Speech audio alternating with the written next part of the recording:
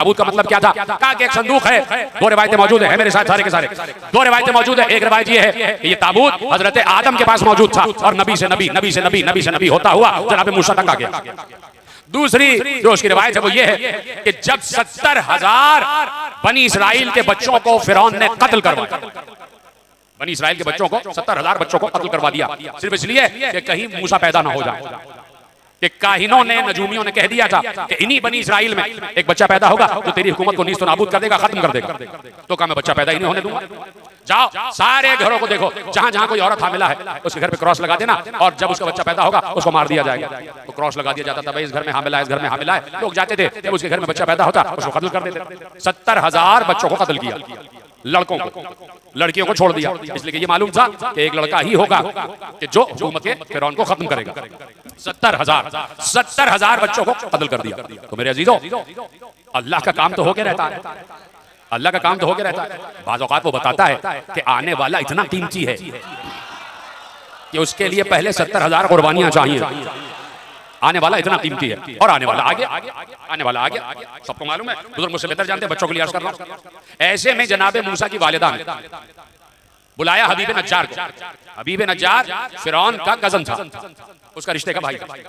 हबीब नज्जार को बुलाया और कहा कि मैं चाहती हूँ एक संदूक बनाओ, 3 हाथ लंबा 2 हाथ चौड़ा, मुझे चाहिए, और शीशम या शमशाद की लकड़ी का बनाना। तो कहा मैं बना दूंगा, लेकिन मुझे ये बताओ क्यों बनवाना चाह रही हो, क्यों बनवाना चाह रही हो? कहा भाई ये तो मैं नहीं बता सकता कि क्यों बनवाना चाह रही हो। अब देखिए मैं आपको बता रहा हूँ और मेरा मौजूद आपके ज़हन में मारिफ़े सबीलिल्लाह, और यहीं से बात आगे बढ़ रही है। कहा भाई ये बताओ क्यों बनाना चाह रही हो? कहा ये नहीं बता सकता। कहा जब तक बताओगी नहीं मैं बनाऊंगा नहीं।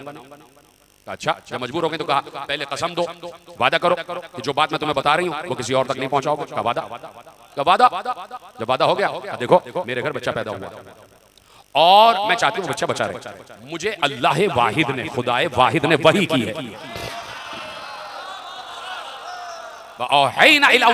कहा कि मुझे खुदाए वाहिद ने वही की है।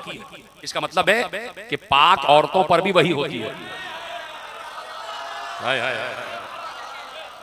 पाकीज़ा साहिबाने तहारत, साहिबाने तत्हीर पर वही होती है, वही होती है। का मुझ पर अल्लाह ने वही की है और कहा है कि इस बच्चे को एक संदूक में बंद कर दो और दरिया के हवाले कर दो और छोड़ दो, मैं इस बच्चे से तुम्हें दोबारा मिलाऊंगा।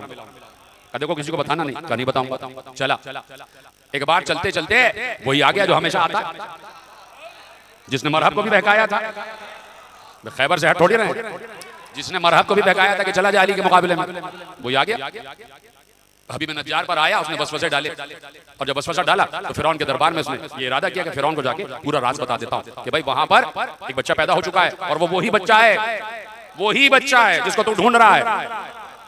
कहा वो वही बच्चा। उसने कहा मैं ये बता देता हूँ कि वही बच्चा है। तू 70,000 को कत्ल कर चुका, न मालूम कितनों को कत्ल करेगा, वो आ चुका कि जिसका तुझे इंतजार था, जिसके लिए तू सबको कत्ल कर रहा, वो आ गया। तो ये पहुंचा दरबार में और उसने इशारा किया, फिरौन ने कहा करीब आ जाओ। करीब आया, अब बोलना चाहता है, गूंगा हो गया। यह है सबीलुल्लाह, यह है अल्लाह का रास्ता। अल्लाह अपने रास्ते, कुदरत अपने रास्ते खुद बनाती है और जिस बात को अल्लाह चाहता है वो अम्र हो के रहता है, वो अम्र हो के रहता है, वो अम्र हो के रहता है। यहीं से मैं किसी और तरफ भी मुड़ सकता हूँ, यहीं से मैं किसी और तरफ मुड़ सकता हूँ, लेकिन मुझे यहीं पे रहना है। फिर कभी मौके पर अब जो बात आ गई, अगर मुझे याद आई तो कल यहीं से गुफ्तगू का आगाज करेंगे। तो कहा कि गूंगा हो गया, अब इशारों से बात कर रहा है। फिरौन ने कहा क्या कहना चाहता है? अब तक तो बोल रहा था, इशारे कर रहा है, इशारे कर रहा है। फिरौन ने कहा पागल हो गया, ऐसे बाहर भेजो। यानी जो भी मासूम के राज को फाश करता है उसे दरबार से निकाल दिया जाता है, उसे दरबार से निकाल दिया जाता है। निकल जाओ, निकल जाओ, यहां से निकल जाओ, निकालो ऐसे बाहर। चला गया बाहर और इसने सोचा कि भाई ये बात तो कुछ अजीब हो गई। तो इसने एक बात अंदर से नियत की कि ए वो खुदा के जिसने मूसा की मां पर वही की है, मैं अगर तू सच्चा है और वो बच्चा भी सच्चा है तो मैं तुझसे माफी मांगता हूं, मुझसे गलती हो गई, मेरी जबान वापस कर। अच्छा अल्लाह को मालूम है कि अभी क्या करने वाला, मालूम है ना उसे। अल्लाह ही ने जबान छीनी और अल्लाह ही ने उसे गोयाई दी। बोलने लगा, जब बोलने लगा दोबारा बोलने लगा, मैं अच्छी बात हो गई। फिर शैतान आया, फिर शैतान आया, अंदर से उसने वसवसा डाला। इत्तेफाकन तेरी गोयाई चली गई थी, इत्तेफाकन तू गूंगा हो गया था। वो थोड़ी मूसा के खुदा ने थोड़ी तुझे गूंगा किया, इत्तेफाक से कहीं तेरे जिस्म में कोई ऐसा है पैदा हो गया कि तेरी जबान गूंगे। जा अब बता दे। देखिए मूसा कौन है? अल्लाह की सबील की तरफ रहनुमाई करने वाले, और उस सबीलुल्लाह से रोक कौन रहा है? शैतान। यानी जो अल्लाह के नुमाइंदे की तरफ जाने से रोके वो शैतान होता, वो शैतान होता। क्या ये तेरा वसवसा होगा? इत्तेफाक हो गया, एक्सीडेंटली तेरी जबान चली गई, चल तेरी जबान आ गई, अब जाके बता दे। फिर पहुंचा, जैसे ही बताने लगा गूंगा हो गया, फिर जबान चली गई, फिर उसने इशारे इशारे किए, फिर फिरौन ने कहा इसको बाहर निकालो, दे दो यहाँ से। दूसरी मर्तबा बाहर निकाल दिया गया, फिर शैतान आया, फिर इसने दुआ मांगी अल्लाह से कि परवरदिगार मुझे माफ कर दे, अब मैं नहीं करूंगा। अल्लाह ने फिर माफ कर दिया। उसको क्या मसला है? उसके लिए क्या प्रॉब्लम है? वो इंसानों की तरह थोड़ी, उसने फिर माफ कर दिया। उसने कहा कि भाई मुझे दोबारा गोयाई दे दिया, अल्लाह ने दोबारा गोयाई दे दी। उसको किसी की क्या परवाह है? वो बड़ा है, वो अकबर है, वो गनी है, उसको किसी की दे दी, जबान वापस हो जाए, वापस हो गई जबान। तीसरी मर्तबा फिर आ गया, फिर शैतान ने बहकाया, फिर दरबार में आ गया। अब जो दरबार में आया तो फिर इशारे करने लगा, बार बार तीसरी मर्तबा एक शख्स आ रहा है एक ही नशिस्त में। तो फिरौन ने कहा कि ये कहना क्या चाहता है? कुछ है जरूर जो कहना चाहता है। देखो ये कहना क्या चाहता है? उसने कहा ऐसे ऐसे इशारा किया, मेरे साथ आओ। जब जनाब मूसा की वालदा ने कहा था कि संदूक बनाना, तो ये बाहर निकला और उसके घर पर क्रॉस लगा। जनाब मूसा के घर पर एक क्रॉस का निशान लगा दिया कि यहाँ पर बच्चा पैदा। अब उसने कहा कि आओ मेरे साथ, गूंगा इशारा करते हुए चला। जैसे ही आगे बढ़ा, पीछे वाले देख रहे हैं ये कभी इधर गिर रहा है, कभी उधर गिर रहा है। जैसे ही आगे बढ़े, देखा उसकी आंख की बीनाई चली गई, अंधा हो गया। अब उसे रास्ता ही नजर नहीं आता, इधर गिर रहा है, उधर गिर रहा है, गिर रहा है, उठ रहा है, गिर रहा है, उठ रहा है। तो उसके दरबारियों ने कहा कि ये वाकई पागल है, छोड़ दो इसको। अब इसने सजदा करके अस्ल तौबतुन नसूह, परवरदिगार मैं अब यकीन आ गया कि तू खुदा वाहिद है, और जो बच्चा पैदा हो रहा है, हो गया है, वो तेरा नुमाइंदा है, और अब मैं तुझसे सच्ची माफी मांगता हूं, मुझे माफ कर दे। तो अल्लाह ने 3 मौके दिए, 3 मौके अल्लाह देता है। तीसरे मौके पे सुधर जाओ, नहीं तो चौथा बार तो हमारा है। 3 मौके दिए, उसने तौबतुन नसूह की, और अल्लाह ने उसकी बिनाई भी वापस की, उसकी गोयाई भी वापस की। वो घर आया, उसने संदूक बनाया, और बड़ी राजदारी के साथ जनाब मूसा की वालदा के पास संदूक छोड़ दिया। जनाब मूसा की वालदा ने जनाब मूसा को संदूक में रखा और दरिया के हवाले कर दिया, और वो पूरा किस्सा आपके हवाले। तो ये वो संदूक था कि जिसके लिए कहा जाता है कि ये संदूक था जिसे ताबूत सकीना कहते हैं, जिसे ताबूत सकीना कहते हैं। एक रवायत वो आ गई कि जनाब आदम से आ रहा है, और एक रवायत ये आ गई कि जनाब मूसा को जिस संदूक में बंद किया गया ये वही ताबूत था। अब जनाब ये ताबूत जनाब मूसा के पास रखा रहा, दरबार में मूसा पलते रहे, ताबूत रखा रहा, और उसके बाद अल्लाह ने उस ताबूत को एक ऐसी रूह अता कर दी कि जिस रूह को रूह सकीना कहते हैं, जिस रूह को रूह सकीना कहते हैं, इसीलिए उसे ताबूत सकीना कहते हैं। कुरान में ताबूत सकीना का जिक्र है, और एक मर्तबा नहीं 2 मर्तबा जिक्र है। ताबूत सकीना, ताबूत सकीना, सुकून पहुंचाने वाला ताबूत। अब हमसे ना पूछना हम ताबूत क्यों उठाते हैं, हमें सुकून मिलता है, हमें सुकून मिलता है, सुकून पहुंचाने वाला ताबूत, ताबूत सकीना। जनाब मूसा, पूरी आपके अज़ान आलिया में पूरा किस्सा महफूज है। जनाब मूसा जाने लगे तो इसमें वो तबर्रुकात, जनाब मूसा का असा, जनाब मूसा का के कपड़े, जनाब मूसा का अमामा, जनाब हारून के तबर्रुकात, जनाब हारून के तबर्रुकात, और वो अलवाह, वो पत्थर की अलवाह कि जिस पर तौरेत लिखी हुई थी। जो तौरेत के पत्थर अलवा आसमान से नाजिल हुए थे, जनाब मूसा जिन्हें लेने के लिए तूर पर गए थे, वो पत्थर की अलवा, वो पत्थर की लौहें, वो पत्थर के टुकड़े कि जो आसमान से नाजिल हुए, जिन पे तौरेत लिखी हुई थी। कोई भी इख्तिलाफ नहीं करता कि ये पत्थर आसमान से नाजिल हुआ था। पत्थर आसमान से नाजिल होता है और हो सकता है, तो क्या लोहा आसमान से नाजिल नहीं हो सकता? तो क्या जुल्फकार आसमान से नाजिल नहीं हो सकती? पत्थर आसमान से नाजिल हुआ तो जुल्फकार भी आसमान से नाजिल हुआ, ठीक है। तो अब वो पत्थर, वो अलवा, वो तौरात के नुस्खे, वो सारे के सारे ताबूत में मौजूद, और वो ताबूत बनी इस्राइल के साथ साथ, और वो आगे आगे रहता। फिर वो ताबूत को लाके एक बेहतरीन मकाम पर, जैसे हैकल सुलेमानी कहते हैं, वहां पर लाके रख देते थे। उस ताबूत की खुसूसियत ये थी, समझो है मेरी जानिब, बस बात खत्म हो रही है। उस ताबूत की खुसूसियत ये थी कि जब भी बनी इस्राइल में से कोई शख्स किसी परेशानी का शिकार होता, कोई मुसीबत, कोई मुश्किल का शिकार होता, और समझ में ना आता, तो वो ताबूत के पास आके खड़ा हो जाता और उस ताबूत से अपनी हाजत बयान करता। उस ताबूत को अल्लाह ने एक रूह अता की थी, जो मैंने अभी अर्ज किया, रूह सकीना।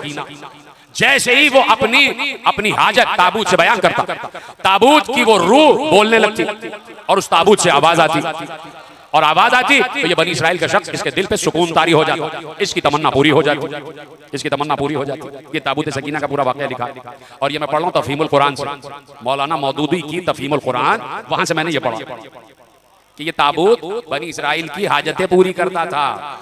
कहीं नहीं लिखा कि बनी इस्राइल अपने अपने घरों में अल्लाह से कहते थे कि हमारी हाजत पूरी कर दे। अच्छा, बात मैं कह भी देता हूँ, आप बड़े भोले बन जाते। मैं कह भी चुका कि कहीं नहीं लिखा कि वो अपने घरों में अल्लाह से बातें करते। उन्होंने कहा ताबूत है, ताबूत से कह दो। अल्लाह ने कहीं नहीं लिखा कि ये हराम करते थे, ताबूत से बोलते थे, ताबूत से बोलते थे। कहीं नहीं लिखा कि ये ताबूत से हाजतें मांगते थे, ये हराम काम करते थे। कहीं नहीं लिखा। अल्लाह ने कहा इसमें हमने रूह अता की थी, रूह है सकीना, इसीलिए इसे ताबूत सकीना कहा जाता है। ठीक है, इसलिए अब समझ में आया कि ताबूत में एक रूह भी होती है। अब हमसे ना कहना कि हम किसी शबी को बना के ले जा रहे हैं या बगैर रूह की चीज को बना के ले जा रहे हैं, इस पर भी बात होगी। तो मेरे अजीजों, वो ताबूत रहा, आगे आगे रहा और बनी इस्राइल फतहयाब रहे। अब वो ताबूत अचानक गायब हो गया, इसलिए कि इन्होंने ताबूत की बेहुरमती की। ये सब लिखा हुआ है कि ताबूत की बेहुरमती की। जब ताबूत की बेहुरमती की, बच्चे उससे खेलने लगे। जब बच्चे खेलने लगे तो बेहुरमती हो गई। जब बेहुरमती हो गई तो बेयकीनी हो गई। जब बेयकीनी हो गई तो अकीदा पलट गया। जब अकीदा पलट गया तो सदाकत किज़्ब में बदल गई। और जब सदाकत झूठ में बदल जाए तो अल्लाह की लानत, झूठों पर अल्लाह की लानत। तो जब बनी इस्राइल ने ताबूत का एहतराम खत्म कर दिया तो अल्लाह ने ताबूत उनसे छीन लिया। फिर ताबूत उनके पास न रहा। फिर बात नहीं समझते आप भाई, कुछ चीजें इशारों में समझें। ये प्रैक्टिस आपकी करानी पड़ेगी मुझे। इसी साल मुझे मुहर्रम पढ़ना ही पड़ेगा यार कराची में। ये प्रैक्टिस आपकी करानी पड़ेगी, इशारे कैसे समझे जाते हैं। कि भाई जब बनी इस्राइल ने ताबूत का एहतराम नहीं किया, ताबूत का एहतराम नहीं किया तो अल्लाह ने उनसे ताबूत छीन लिया। तो अब जहां ताबूत नहीं है समझ लो अल्लाह ने छीन लिया। जब एहतराम नहीं होगा तो ताबूत भी नहीं होगा। अल्लाह ने ताबूत छीन लिया। अब वो ताबूत गायब हो गया, ना मालूम कहाँ गया। जैसे ही ताबूत छिना, अब बनी इस्राइल शिकस्त पे शिकस्त, शिकस्त पे शिकस्त, तनज़्ज़ुली का शिकार, भूख, इफलास, इन सब चीजों का शिकार हो गए और बिल्कुल तनज़्ज़ुली पे आ गए, बिल्कुल जमीन से लग गए। उन्होंने कहा ताबूत हमसे छिन गया, अब हम गए, अब हम गए। उसी ताबूत की इनको आज भी तलाश है। आज इन बनी इस्राइल वालों को उसी ताबूत की तलाश है। वो कहते हैं ये ताबूत कहीं यहीं कहीं मौजूद है और ये ताबूत हमारे हाथ में आ जाए तो पूरी दुनिया की हुकूमत हमारे पास आ जाए। इसलिए पूरा आसपास का जितना इलाका है, मैं नाम नहीं लूंगा, आपको पता है कहां रहते हैं ये लोग, जितने इलाके हैं और उसमें जितनी भी ज़ियारतें हैं और जितने भी अजीम मकामात हैं, उन सारे मकामात के नीचे तहों में उन्होंने खुदाई कर दी। और खुदाई की है, किसी नबी की कब्र के नीचे भी पहुंच गए, किसी नबी की कब्र के नीचे पहुंच गए, किसी बहुत बड़े मकाम के नीचे तक पहुंच गए। खुदाई की कि भाई यहाँ ताबूत होगा, शायद यहाँ हो, शायद यहाँ हो, शायद यहाँ हो। सब जगह की उन्होंने खुदाई कर चुके, कहीं उनको ताबूत नहीं मिला। अब सिर्फ एक जगह रह गई है और वो जगह है बैतुल मुक़द्दस। वो कहते हैं अब एक जगह है बैतुल मुक़द्दस, इसके नीचे वो पूरा हैकल सुलेमानी हो सकता है कि जो जनाब सुलेमान ने एक पूरा हैकल तामीर किया था, और शायद इसके नीचे हो, और इसके नीचे ताबूत सकीना, उनको अब यकीन है। इसलिए वो चाहते हैं बैतुल मुक़द्दस उनका हो जाए। और जिस दिन बैतुल मुक़द्दस उनका होगा वो पहली चीज ये करेंगे कि ड्रेजिंग करेंगे, खुदाई करेंगे और ताबूत को वो हासिल करेंगे।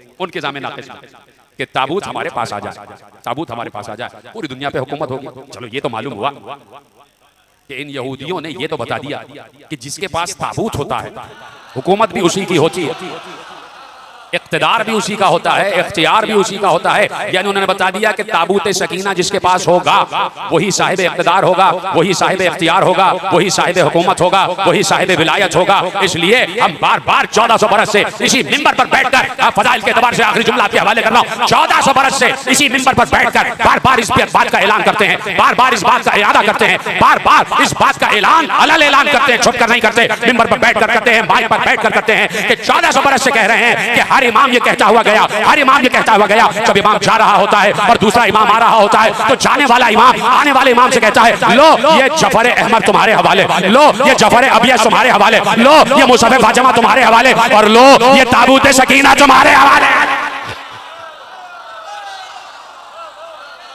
तो फरमाया आपने कि भाई ये ताबूत है कि जिसकी वजह से इक़्तिदार हो, इख्तियार हो, तसर्रुफ हो, विलायत कायम है। जिसके पास ये ताबूत सकीना होगा वही साहिब विलायत होगा।